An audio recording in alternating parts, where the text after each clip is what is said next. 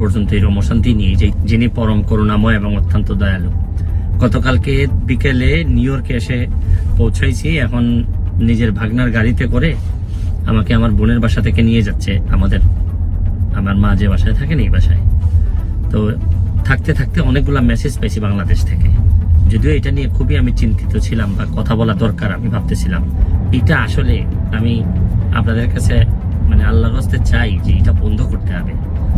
এটা যদি বন্ধ না করেন মানে অনেক মানুষের অনেক নির্যাতন হয়, অনেক কষ্ট হয়। আমি অন্তত মনে করি আমার মাধবপুর চুনারঘাটের মানুষ যারা আছেন, প্লিজ আমি আপনাদের কাছে চাই যে আমার জীবনে অনেকগুলা ভুল সিদ্ধান্ত, ভুল কাজ আছে আমার জীবনে। আমি মানুষ হিসেবে অনেক ভুল করছি। এই যন্ত্রণা বন্ধ করেন। এটা বন্ধ করলেই আমাদের আসল প্রকৃত অর্থে কিছু মানুষের সুরক্ষা দেয়া হবে। তাই আজকের মতো বিদায় নিচ্ছি। বিদেশে এসেও যে খুব বেশি এইসব চিন্তায় যে শান্তি দেয় তা না, কিছু অশান্তি নিয়ে মনে হয় বাকি জীবন পর্যন্ত, একেবারে কবর পর্যন্ত এরকম অশান্তি নিয়ে যেতে হবে। কারণ আমাদের দেশের সংখ্যা, মানুষের সংখ্যা অনেক বেশি, অর্থনৈতিক অবস্থা ভালো না।